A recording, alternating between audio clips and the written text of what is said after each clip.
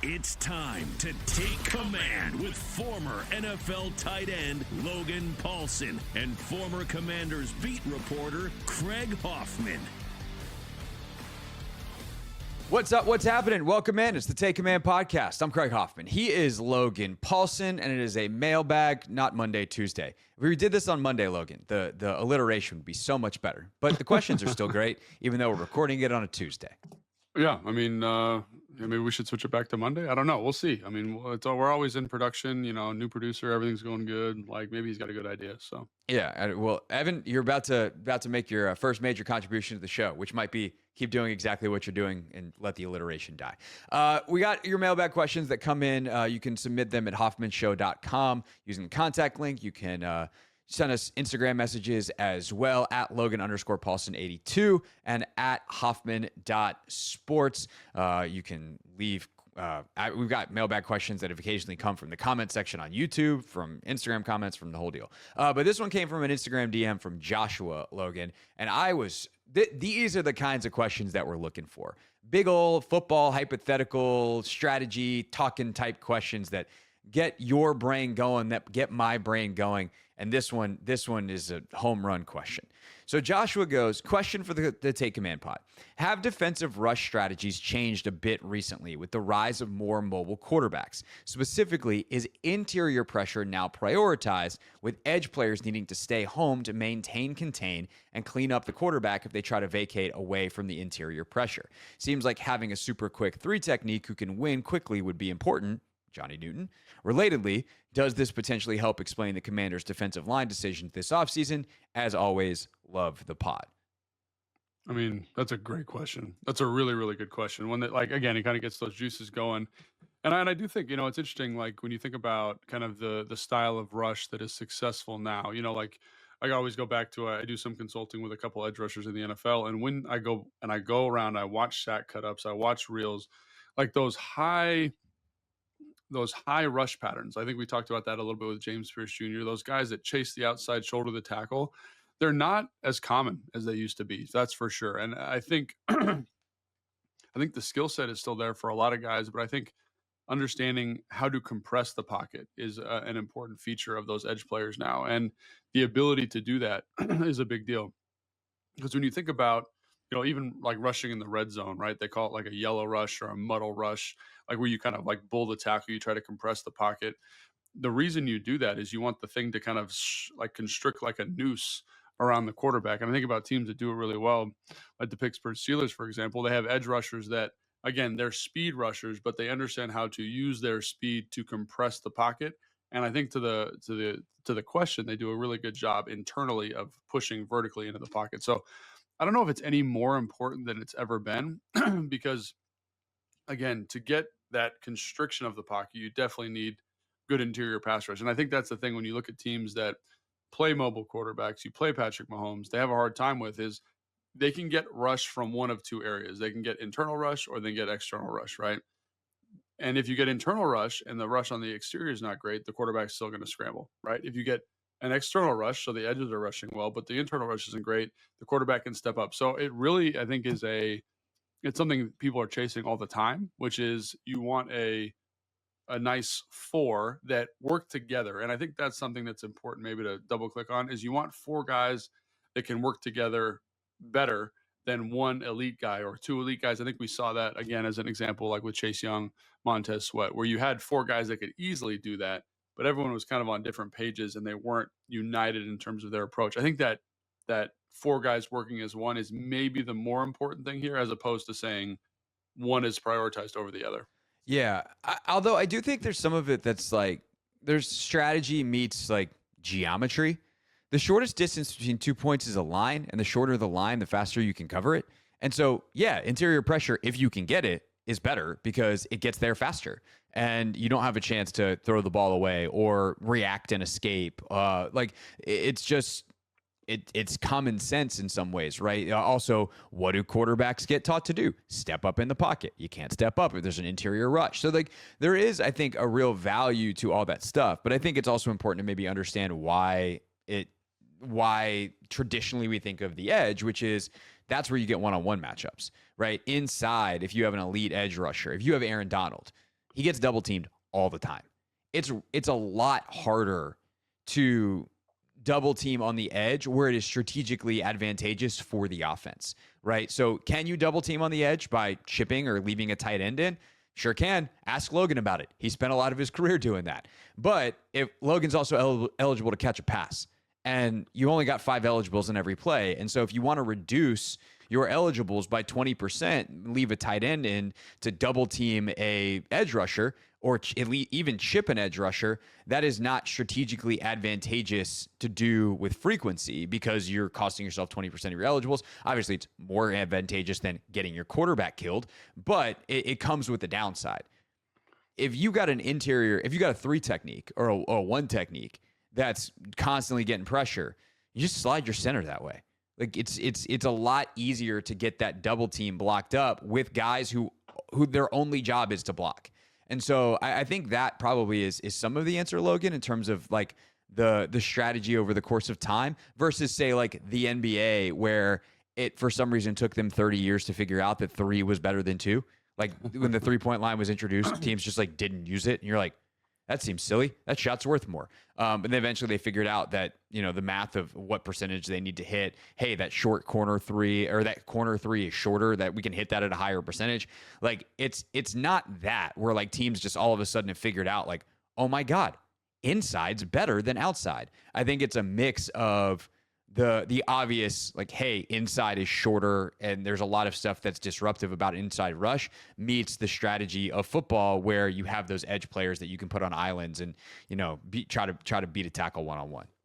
Yeah, a couple things I want to kind of like just revisit there. Like obviously like the number one driver for pressures against a quarterback or like disruption against a quarterback is a quick pressure. So I think if you think back to a good example of this, it would be the Dallas games with Micah Parsons that the Commanders played. Like Micah Parsons' pressure rate was not super, super high, but the pressures that he did get were like really, really quick, right? And so those are the most affecting, right? So whether that happens on the interior or the exterior, like that's something to kind of keep in mind too, right? Like that's the trump card. That's the ideal. That's the goal, right? Is you want to get a free run to the quarterback. And you can do that with defensive line. Like we've seen, Myles Garrett have really excellent quick pressure wins. Micah Parsons to me is the kind of the archetype for that. Von Miller, like when I played, right? But also, like you look at Aaron Donald, and one of the reasons he was so devastating, Chris Jones is another example of this, is their ability to create wins right now, clean wins on the offensive lineman. But outside of that, I think you mentioned the one-on-one issue, which I think is a really interesting kind of philosophical football thing. There are more tools to deal with edge rushers for an offense, right? You got these chip helps, you got back help, you got tight end help, you got receiver help.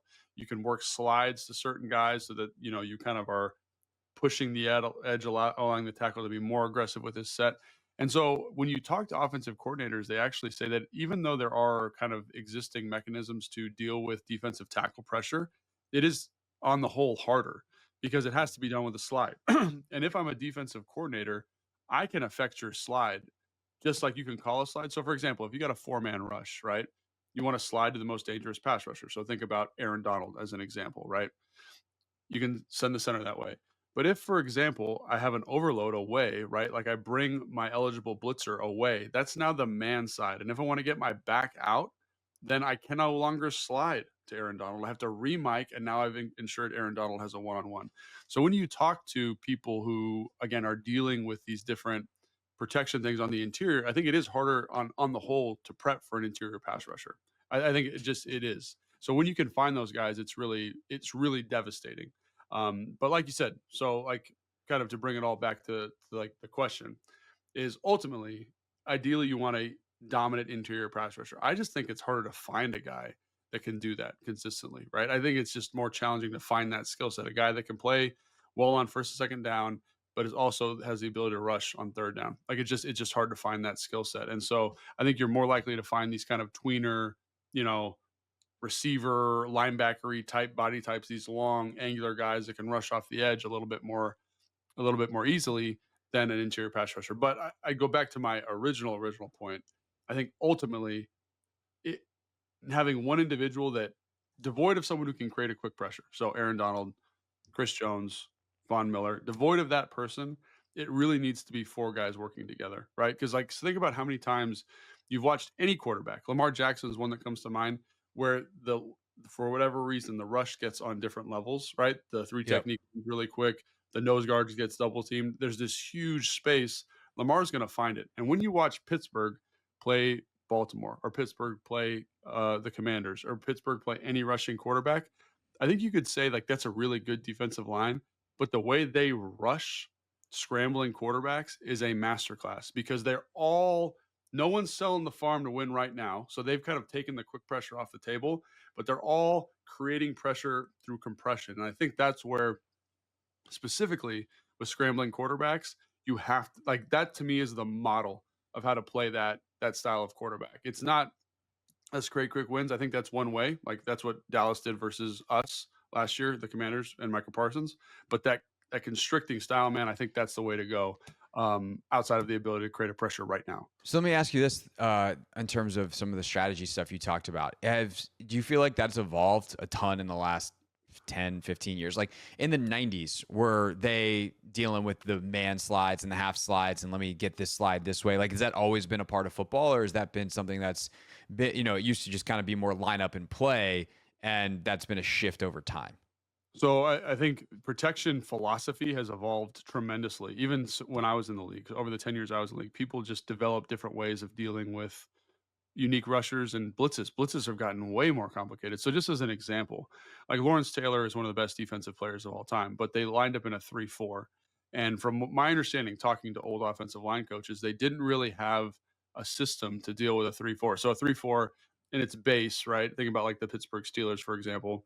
Like, you're going to have a 4 technique over the tackle. So someone head over the tackle, right? The offensive tackle. You're going to have someone head up over the center, someone head up over the opposite tackle, and then 2 guys on the perimeter, kind of like your stand-up outside linebackers, like your DeMarcus Ware, your Von Miller, insert your kind of famous edge rusher here. And at the time, they hadn't really seen a lot of that. So what they would do is they didn't really have good protection rules. So like they would basically say, oh, the common way to deal with it at the time was full slide away. So everyone would slide to the right, everyone would slide to the left. And the problem is you leave this stand-up edge rusher on the back.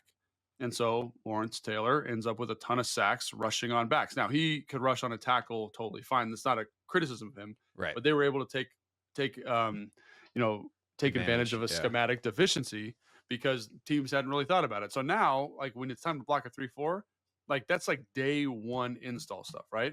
If you think about like the 84 Bears, like with Mike Singletary, Bears, 85 Bears, like they ran this bear front, which now teams would rip apart because they understand protection principles better.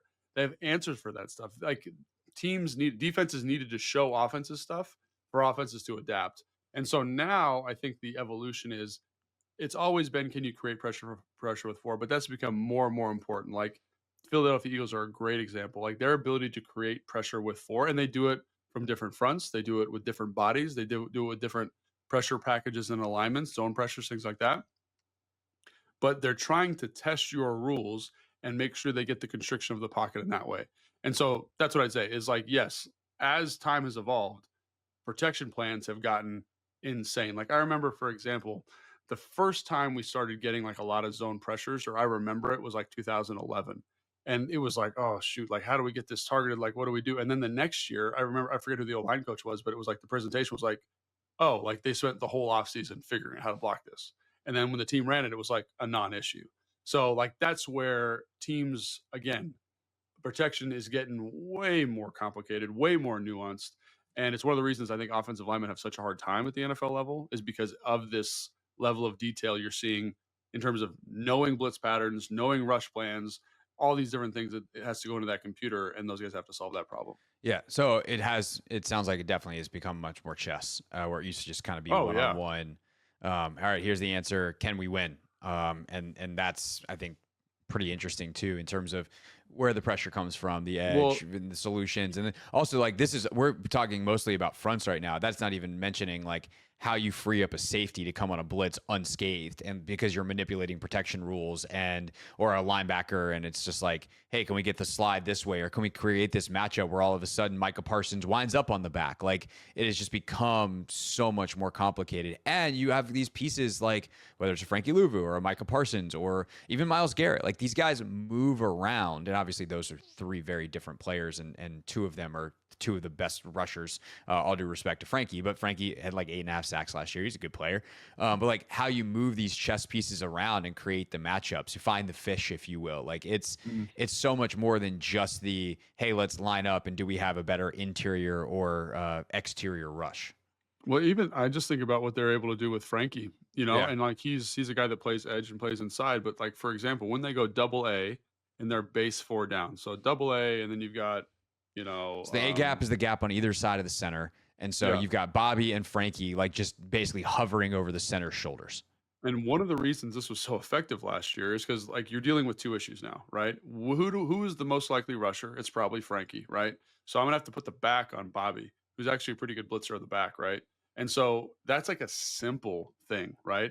Is you understand And this based is on your Zimmer was kind of the godfather of that, right? Yeah, and so Zimmer went crazy. I remember the first time I vividly remember the first time I had a Zimmer blitz pickup meeting, and I was like, "Holy crap, this is so hard to see." Because they'd go double A, right, and they'd have, I think it was 3 defensive linemen on one side, 2 defensive linemen on the other side, and then they'd have another player over there, like a safety on the ball. So it was really kind of like 8-man at the line of scrimmage.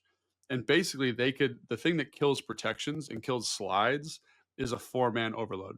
Because usually, like with an offensive lineman, you talk about sending the center. So sending the center to the right, hypothetically, right? It's a 3-man slide. So center, guard, tackle. All those guys are going to the right. As the back, I'm usually working to the man side. So there's 2 guys there, and then I have whoever else. And when you is say the blitzing, man right? side, it's like literally just mano-y-mano, man-on-man blocking, as opposed to like if on the slide side or the half slide side, depending on what we're talking about, you're having a zone. Like if that guy comes at me, I'm going to block him.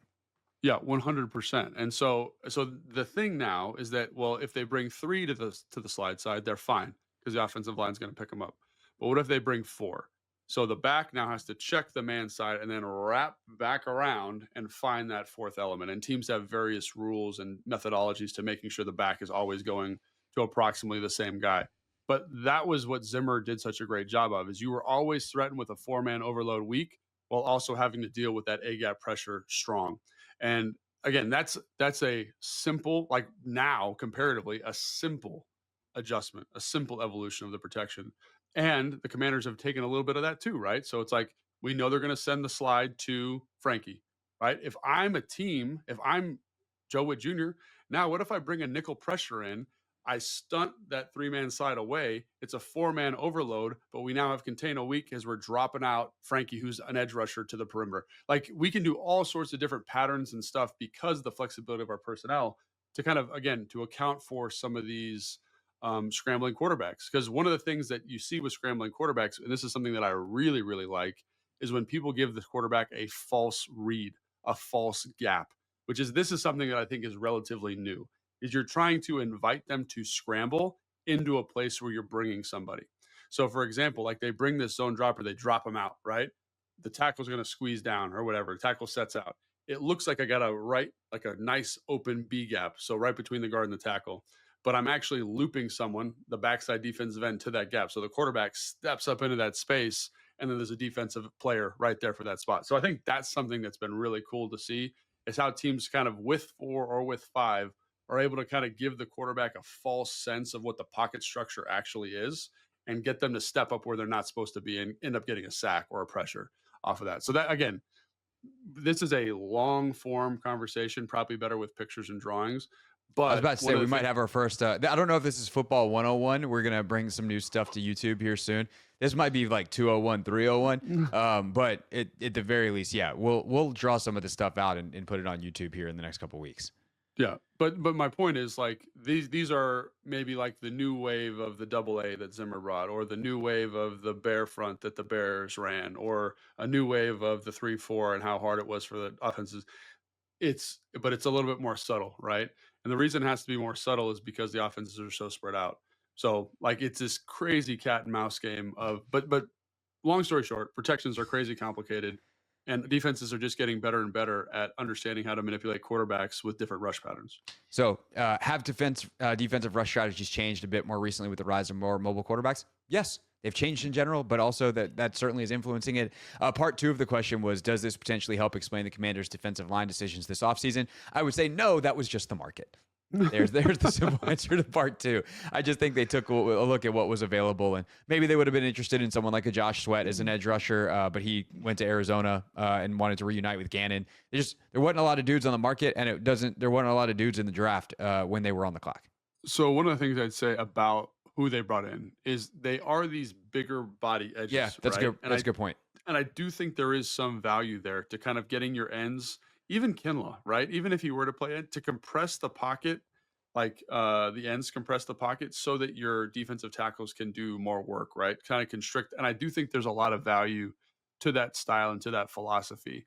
Again, it's hard to do that. You need to get special players like it's the NFL. Like tackles are good, offensive linemen are good. Like it's hard to get guys who can do that. But I do think, like when you look at, I go back to Holmes, right? Is his name Jalen Holmes? Jalen Holmes, yeah. Yeah. He does such a good job of compressing the pocket. Everyone thinks of him as a run player, but when he rushes the passer, he takes these really tight angles and it makes this nice constriction, which allows the interior to get pressures, right? And so I think like if you were to pair that with Johnny Newton or Kinlaw, and again, I'm not saying Holmes is going to make the team, but Dietrich Wise is very similar. Cleveland Farrell is very similar, right? This ability to kind of get this compression, let those interior players be a little bit more effective. We had a question on the last podcast about whether or not we thought that they'd be able to get sacks and pressures. If you abide by that principle and you have Bobby and Frankie, obviously, yeah, I think you can. And it doesn't, and I think it's, to your point, it's kind of serendipity that it does happen, but I do think there's a way, a philosophy to maximize these defensive personalities, let's say, to make sure that you're getting pressure. And it might not look conventional. It might not look Von Miller off the edge. It might not look like, Myles Garrett off the edge, but it's still going to be an effective way to create pressure. Like much like the Pittsburgh Steelers. I know they have TJ Watt. When he's not in, like those ends are so well coached. Compress the pocket, get vertical push with Benton and Hayward, and the quarterback feels that. And there's we talked about this before, like pressures affect the quarterback, right? And sometimes those are more important than even getting a sack. And I think this group can do that given the right coaching. Yeah, and there's a lot of data out there that like sacks in a way are like, it's weird because sacks are both overrated and underrated. Because sacks, teams that have sack artists aren't always great defenses. And so in that way, they're overrated. The Cincinnati Bengals were not good last year at all defensively. It's why they didn't make the playoffs. Trey Henderson led the league in sacks. Myles Garrett has been on how many bad Cleveland Browns teams as he has been the greatest sacker of the quarterback in the last decade of the NFL. But there's also some like EPA data that says sacks are more valuable than turnovers. So I don't know. What are you gonna do? Stare at the data and go, this is why I'm not an analytics guru. I believe in data. But I also believe in knowing how to use it. So I think that the pressures though, that is pretty consistent. Teams that get consistent pressure definitely are more effective.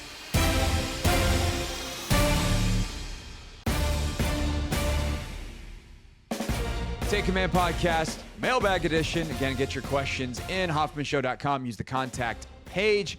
You can also hit us on Instagram at Hoffman.sports and at Logan_Paulsen82. He's Logan. I'm Craig. Hopefully you know that by now. If not, and you're new, welcome to the show. All right. Hey there, Craig. Hope you and Logan and the whole crew are doing well and are getting some well-deserved rest after the sprinting marathon that is draft season.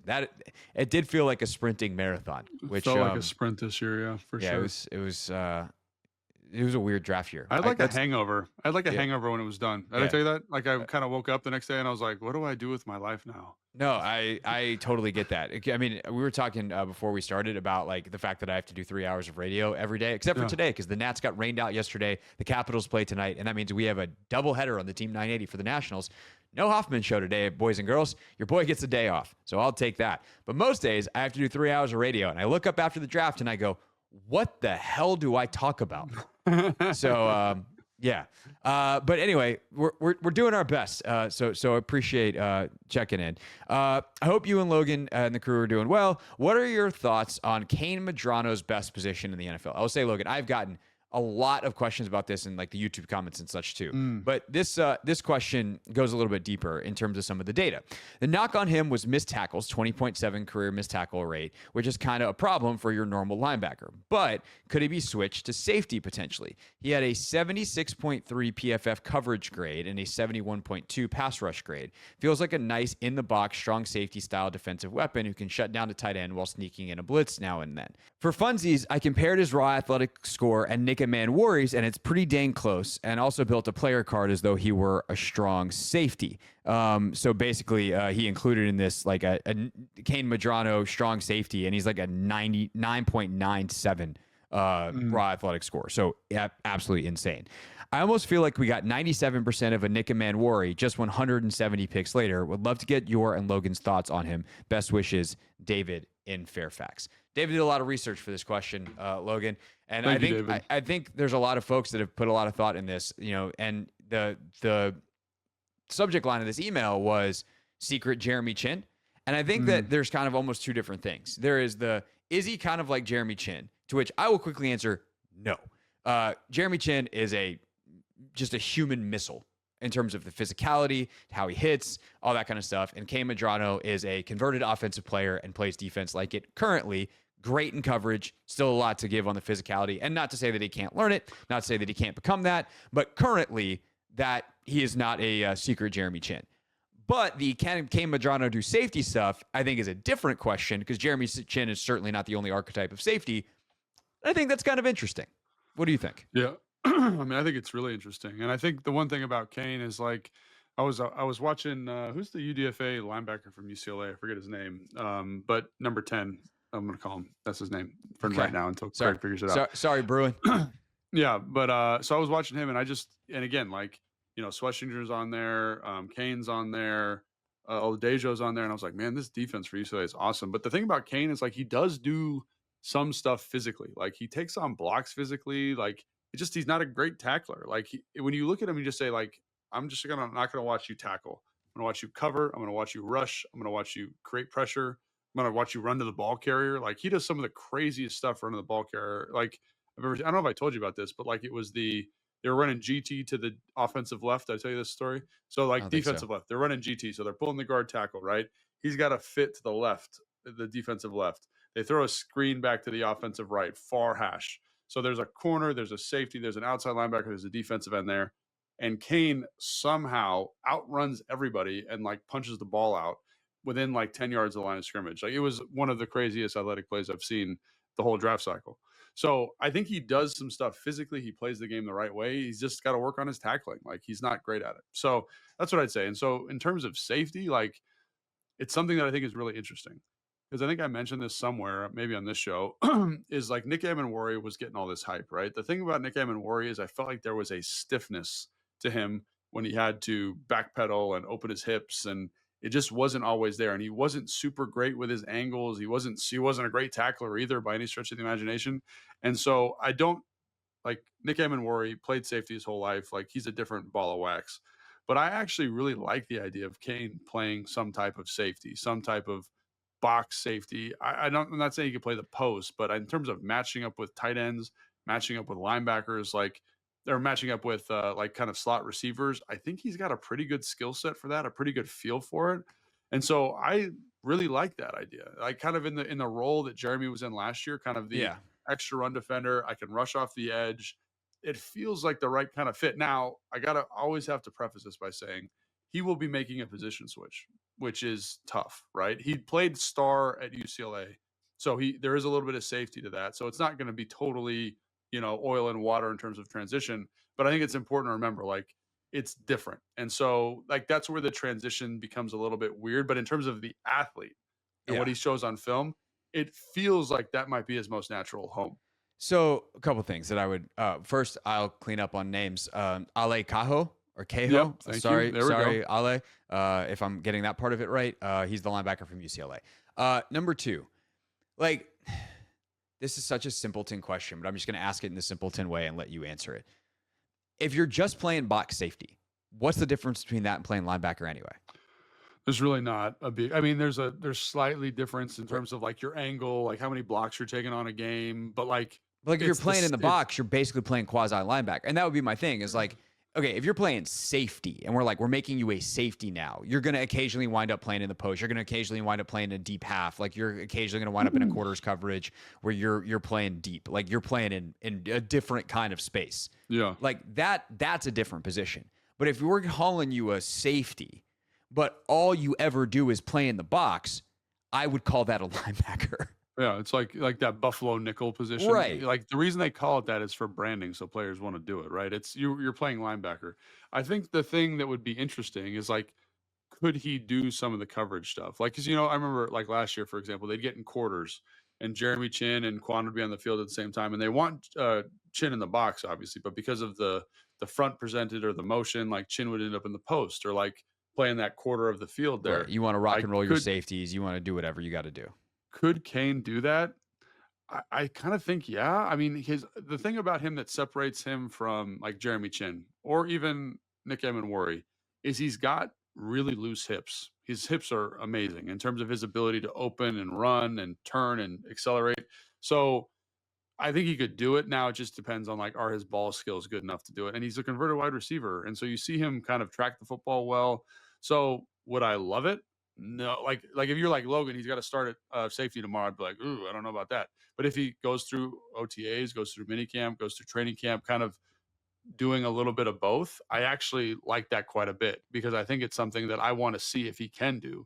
Because again, when you compare his RAS score, like his jumps, his running, He ran a 4.46. yeah, Like, his 3-cone, he killed Jeremy Chin. You know what I'm saying? Like Yeah. he again, like Jeremy's a more explosive athlete from the door. You talked about him being a missile as a tackler. Right. Like that's 100%. It's a great characterization, and that's where Kane falls down. But in terms of playing in space, like one of the things that drew me to him as a linebacker was I thought he was such a good space player, and so why not just let him lean into that a little bit more? It's an interesting proposition for sure. So, like, in a weird, bizarre way, my concern with him playing safety is I don't know that he tackles well enough. Like, That's exactly right. so, Yes. like, if you're a linebacker, the space that you have to close down and cover is much less significant than the angles having to be precise and the space you have to close down if you're a safety, because you just have more room to operate. Guys are now in the true open field against you versus, hey, I'm a linebacker and this running back is still trying to dodge, a defensive lineman and oh God, my guard's getting pushed back. Like, you can tackle somebody, wrap them up in a phone booth a lot easier than you can out in open space. And so in a weird way, like, because Medrano's hips are so fluid, because he's got the ball skills, because he has the actual true open field speed to run with guys, him playing in the post in a passing situation, he'd probably figure it out with some level of coaching. My question is, from a guy who is not as experienced as a tackler because he has not played defense that long, he was a converted wide receiver, like, could you tackle? Can you play as a run support player from depth? And that's really hard. Guys like Quan Martin really make it hard. look easy. It is really, really, really hard at the NFL level. And playing linebacker is really hard at the NFL level. But like, that would be more of my question in some ways than I mean, look, playing in the post is a different beast in the NFL. There's a lot of, concept reading and things like that you have to understand. So I'm not saying it's like a walk in the park, but like, when people say, oh, can this guy who our concern is his tackling play safety? I'm like, what do you think safeties do? Yeah. Well, I think that's the thing is I think athletically, like when you compare him to like Malachi Starks, for example, like his athletic profile is better, right? His movement fluidity is better. But the hardest tackles in football, the most difficult in terms of angles, speed, uh, judging body position, right? Like negotiating traffic are safeties. And they have to be your best tacklers, like especially in this defense. They call them safeties for a reason. Like Right. They're the last line. you're the backstop to the defense. And so I think about last year, like Jeremy Chin, I think it was against the Giants. Like this hole opens up, it's this gaping hole. It's 12 feet wide. Frankie gets way up the field. I think it was Duran. It's stunted way too far across the field, and it's this huge hole. Like he misses the tackle. It's unrealistic for anybody on the field to be like, you should have made that tackle, but that's your job as a safety, is to make the defense right. And so when you think about, and you've seen Kane play, right? You've watched some of him, like that situation there, like he can get himself in the right position, like he can figure it out, but is the tackle going down the way it needs to go down? And to quote Dan Quinn, probably not. I think that's the thing that gets you concerned, is like the movement, the athlete, it's all there. And that being said, like I don't think Nick Emenwari is a great tackler. That was one of the reasons I was way lower on him than everybody else. Was like I just like this dude. I don't know if he can tackle at the NFL level. You can get the athlete there, and dudes come to the NFL that I've played with, and they become way better at tackling because the expectation is that everybody does it.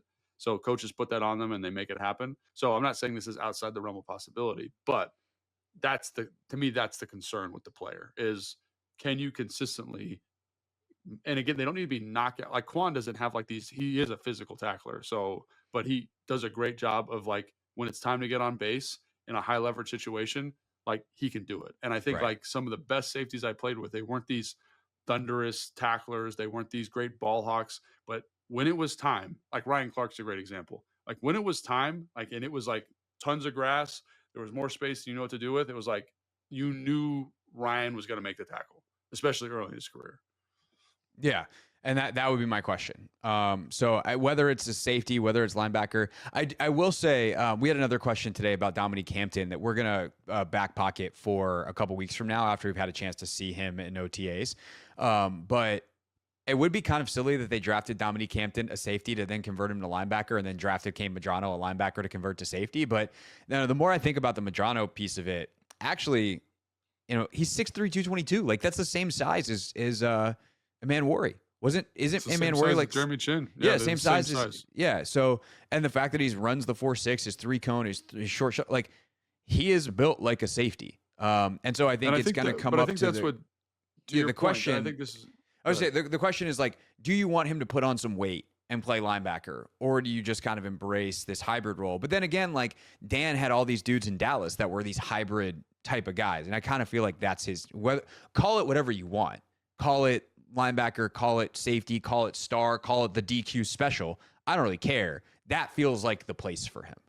Yeah, I think that's exactly right. I think, and when you look at Dominique Hampton last year, he kind of feels more like a linebacker, like he's like a little bit more angular, a little bit stiffer, a little bit more physical build. with his, boxier. That's a great way to put it. And we look at Kain, it's kind of like, it's the other way. It's like he should probably go the other way. And I think what Dan and Adam and this whole staff does a great job of is saying like, what's the best fit for you? Like, what's the best fit for your skill set? And so it wouldn't surprise me after watching Dominique Hampton in the Miami game, I was like, man, he's actually doing a great job at linebacker. Like he looks like he's found a home here, and then maybe in the preseason, it's like, shoot, here's Kain playing this kind of star Buffalo hybrid position. And he looks awesome there. Right. And so I think that's what this staff's superpower has been, at least in the year they've been here, is the ability to say, this is what you're good at. Let's try it. Let's see how it looks. And seeing that pathway. And like when you talk to Dan, one of the things, I think it might've been Atlanta when I had this conversation with him, he was like, one of my favorite things about the draft and bringing new people in is saying like, how do we best utilize you? And so I don't think they're going to get caught up in like, oh, you were a linebacker in college. Like he did both. He played star. Like it's not a crazy projection for him. So like, maybe like we think best use for you is you to play teams and work a little bit at safety, and we'll figure it out. So we'll see. For sure. And maybe it starts as a star, and maybe he gets, in training camp and OTAs over the course of the next 2 years, like get some reps out in the post, and eventually long-term he is a starting real NFL safety, if you will. But I think the beauty that's of the a long modern way. games, I think that's the other thing I got to say. That's a long ways off though. Like, okay, we're like, I'm excited. You're not going to find a more excited person about Kain Medrano being a Washington Commander. But I have to say this every time we talk about him, because he is such an athletic freak. I think people are like, oh, safety, linebacker, rush end. do it all from day one. Yeah. Dude, he's got to make the team, and he's got to play special teams, and he'll do a great job of that. Yeah. And then it's about what he becomes. I think, like you said, in a year or 2 years, what's he look like? And I think that's the thing with development, right? Is like both, how do I put you in a position to succeed right now so that your NFL career extends, and that allows you to add skills and get better over time. But if you can't do anything for me right now, I'm not going to be able to invest in you in the long term because roster space is too valuable. You need to be able to play teams. Maybe there are packages where he's in on third downs and can cover, because that is something he can probably do from day one with his movement skills, especially if you can prepare, say, hey, we're going to teach you their third down package week over week over week. And, this team tight end is a really big part, and we think you can cover because you're such a fluid mover. Like you can find the highest and best use right now while developing the skill set over time. And that's what the offseason is for. That's why it's so important. And we'll get our first look at Medrano this weekend in rookie minicamp.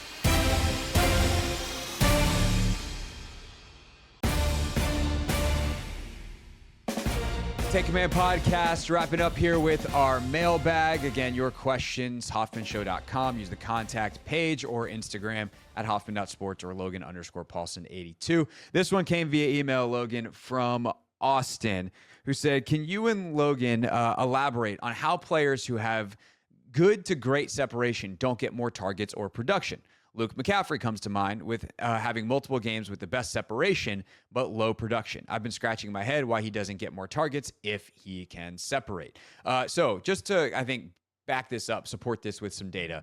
I think a lot of folks look at the separation data from Next Gen Stats, and they're, each game, there's like a little web graphic that Next Gen Stats produces that's available on their website. And often Luke would have the highest separation. Obviously, folks get film clips or whatever. They see like, oh, Luke was open here. But he obviously did not have a ton of production and didn't see a lot of balls in his freshman season, his rookie year, if you will, in the NFL. So why does this happen?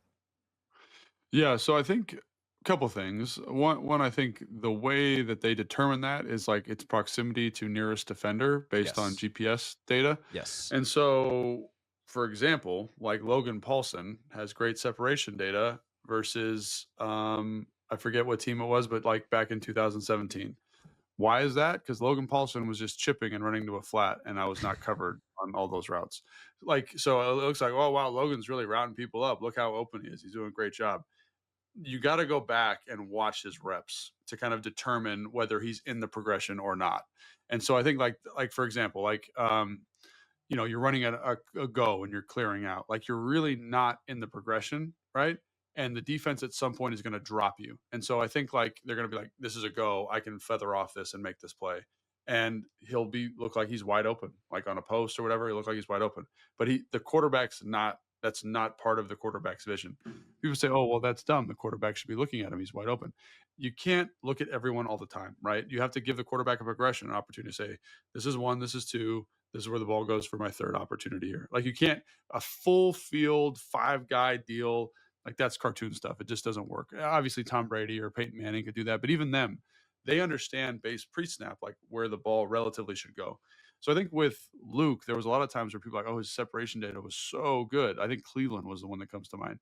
He ran 2 chip routes in that game and literally was standing by himself on 3rd and 15 with not a soul around him for about 10 yards. So that's going to really inflate your separation data because they say, oh, here's a play where no one was around him 10 yards.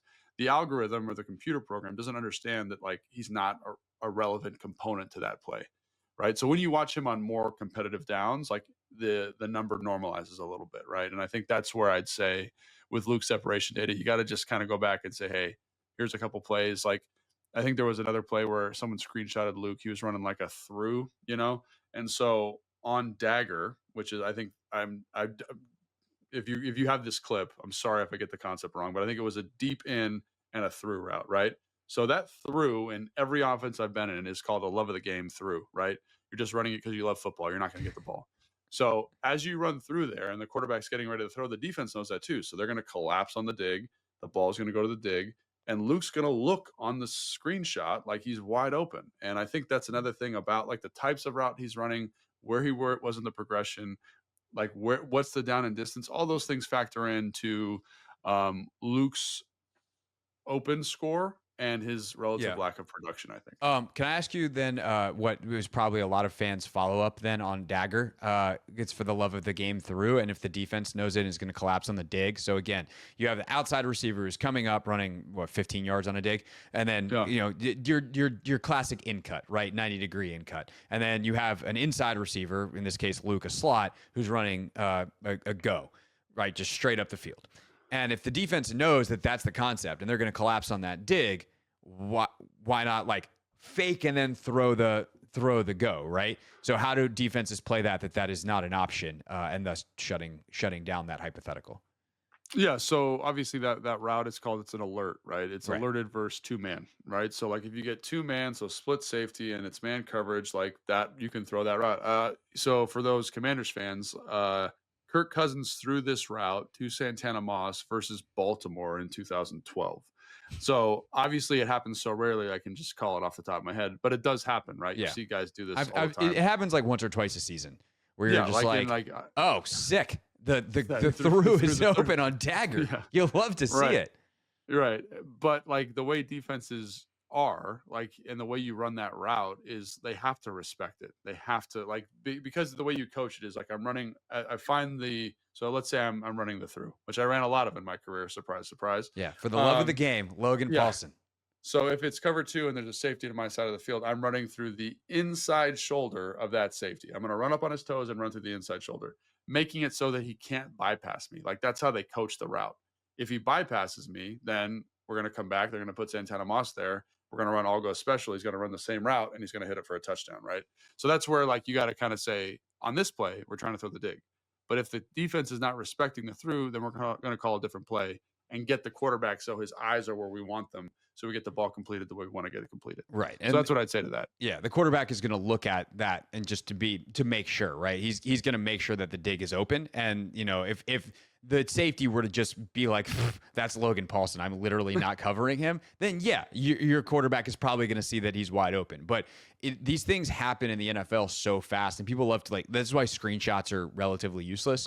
Because, like, there are times where you screenshot, and it happens to me when I'm watching stuff frame by frame, like trying to understand a blocking, you know, surface or whatever for a running back, and you hit, you know, 1, 2, oh man, there's the hole, and then you hit the arrow button one more time, literally the next frame, and there's a body in the hole, and you're like, that was wide open. Where did that guy come from? And you have to, like, go back and, like, trace the dude to be like, oh, he was a looper, he was this, or just that linebacker was shot out of a cannon. And so these things happen very quickly. And so, you know, the safety will it's kind of a dance. Like, he's going to take his back pedal. He's going to say, okay, I respected this. Now I'm going to see if I can break on this ball and break up the dagger.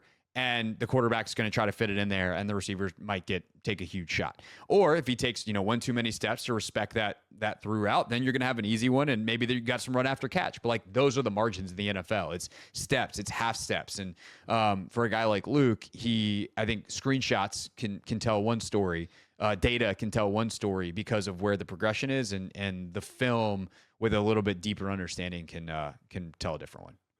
Yeah, and I love that you brought that up, especially with the running back stuff. I mean, it's receivers too, because it's like I've gotten a bunch of screenshots of, like, look at this dude wide open, but then when you go look at the clip, and the guy's taking a screenshot, like, the quarterback has already thrown the ball, or he's already kind of made his decision. Like, the timing of this is so important. Like, everyone talks about dagger, like, why do you predetermine the dig? Like, one of the reasons you have to predetermine the dig is because, like, the throw has to be on such good timing, right? So basically, when the quarterback gets to the top of his drop, if that underneath hook player attaches to the flat or attaches to the pivot route, I'm throwing the dig, right? I'm trusting that the receiver is going to protect the throw. And that's why NFL timing is different than college timing. It's different than high school timing for sure. It makes it so much more challenging to make these throws because the quarterback has to be accurate, has to have great arm velocity, but also trust throwing windows in a way that is so unique.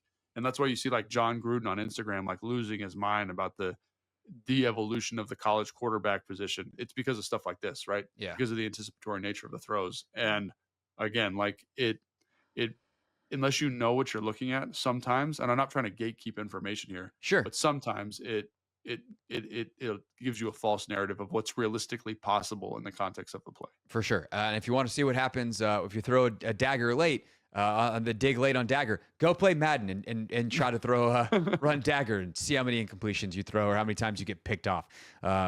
Say that from perhaps experience, Logan.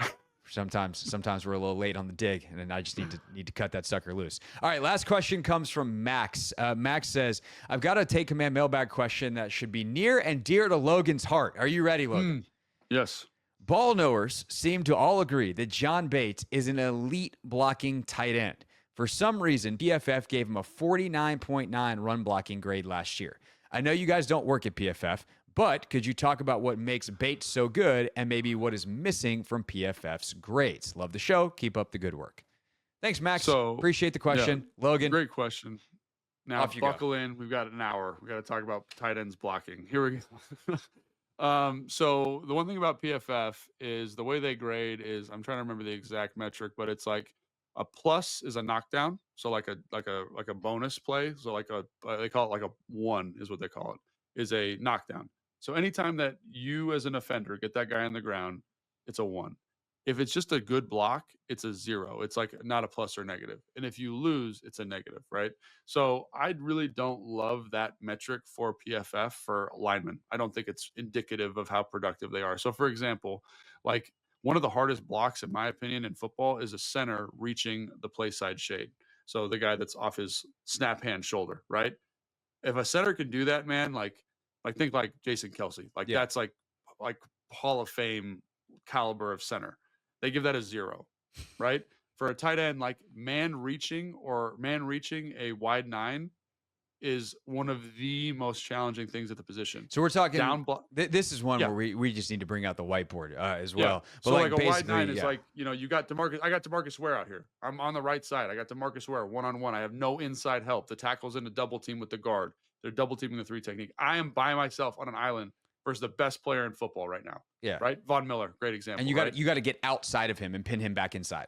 So this is the sweet science of blocking outside zone, Craig. I got to make him feel like I'm going to reach him, but not actually reach him. Not be too short, not be too wide, because if I'm too wide, he's going to beat me inside. And if I'm too short, he's going to set a hard edge. I got to be right in that Goldilocks zone, physically down the middle, not duck my head because he's athletic enough to move. And they give that a 0, right? So that drives me nuts because it's like that block. When I see a tight end make that block, like I'm like, that dude is an absolute maniac, right? It's the same thing on power, for example, right? Or duo is a good example. So let's say I got a 6 technique, head up screws on me, and it's a big, like, Cam Jordan defensive end, right? The offensive line, they're going to double the 3 technique. I'm by myself versus one of the best run stopping players in football.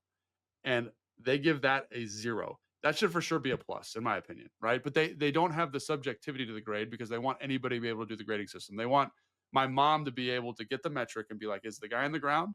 No. Is the block completed? Yes, it's a 0, right? And did the guy lose his block? So is the guy in between, is the guy attacking the ball carrier? That's a -1, right? So the metric is so simple. It doesn't account, much like the separation metric for Luke McCaffrey, it doesn't account for any of the nuance of blocking at the position for anyone blocking, even receivers, fullbacks, running back, any of that stuff, no nuance there. It's just, did they meet this binary? It's not binary because there's 3 elements, but you get what I'm saying. Yeah. Metric, right? So when I look at what they asked John Bates to do, they asked him to do really hard things often. So I know, having done it, how hard this is. I know when he's playing the New Orleans Saints and he's got a down block, a 6 technique, head up 6, one of these big 280-pound defensive ends, like that's where you get paid, right? That as a blocking tight end, that's where you make your money. And when you go around the league, no one does it as well as him. He's going to lose that block. That guy is making more money than him. He's a better athlete than him. He's bigger and stronger and faster. He's going to lose it. But John Bates is able to kind of survive the down, give the back an opportunity. Again, it's what I did for the majority of my career. I don't think they understand. They definitely don't, how challenging some of that stuff is from a technical and a physical standpoint. And so when I see that grade, I'm like, if you go watch the film, I know this is a high leverage block. They're putting John on an island here. You don't do that with someone you don't think can handle it. And he does a really good job of it week in and week out. So as an example, like my PFF run blocking grade was always hit or miss, right? But I'm blocking Calais Campbell on a down block versus the 49ers. Like he's 6'8", 290. Like at some point I'm going to lose, right? But did I give the back enough opportunity to hit the cut? Yes. Like, so that's where I'd say like it gets understanding the challenge of the position and why he's getting paid so much money to do that is because he's like one of probably right now he's one of one in terms of guys that do that at a high level. He's the Travis Kelce of run blocking tight ends. And again, like that's from a guy who did it for a long time, and I have a ton of respect for his game. So believe it or not, Logan, I don't have a ton to add here. Sure.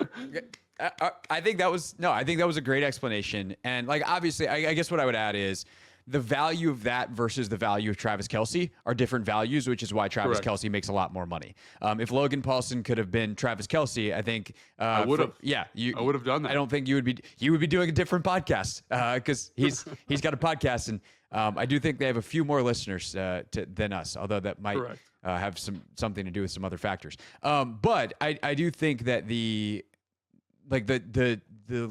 what that allows you to do as an offense is got to be pretty cool if you're Cliff to be like, oh, I can trust this guy to do that, because otherwise you have to come up with other solutions or just not call those plays. And so I do think it allows for a wider array of stuff. And then the other piece too is this question is about run blocking, but he's also a guy that you can trust on an island, almost like a tackle as a pass blocker. And yeah, it's not ideal when he's got to, if he's got to block Myles Garrett, but like, what is ideal blocking Myles Garrett? Myles Garrett tripping over a shoelace is ideal to block Myles Garrett. Outside of that, like you're going to have to live with some stuff. But I think that what that allows you to do is a lot of different stuff. And then I think the next big step for John is obviously to become a more reliable and better pass catcher. And that's something that you've talked about, that you wish you had focused on that a little bit more in your career, instead of just leaning into the thing that was kind of your superpower of this incredible blocking tight end, to be like, okay, how do I get on the field for more stuff? Because that opens up the playbook even more. And I think we saw some of that last year where they were not afraid to use him as a receiver. And that made the offense less predictable, because it can't just be, oh, when John Bates is in the game, we're going to run the football. And I think that's the interesting thing to come here with Cliff, this offense and Bates moving forward, now that they've signed him up long term. Yeah, think about, like just how open he is on some of those throughs. Like when he comes in, you're like, this is a run. Yeah. And he's able to kind of work like this pop pass, and the defense there, like you can tell it's a check when he's in the game, right? And so they'll come up, they'll fit the run hard, and he's wide open on some stuff. And again, that's because of his impact as a run blocker. And think about how easy that throw is for Jaden Daniels. It's like an easy button once or twice a game. And I think that's awesome. And again, like one of the things you said that the staff said is they want to make sure he develops as a pass catcher. Yeah. They're not doing that to be altruistic. They're doing that because they understand. Like, so for example, when I was here in Washington, me and DY, Darrell Young, we went in the game in regular personnel. So 21 teams would match us in goal line personnel because we were so effective at running the ball out of that. So imagine if we could run like a little pop pass or a play action pass, or we could get someone who could win versus man-to-man coverage. Like, that's devastating, because now all of a sudden they've tilted their hand and said, shoot, this is how we're going to play this, because you guys are really good running the football to this formation. You've got two guys that are pretty physical that can attack our edges.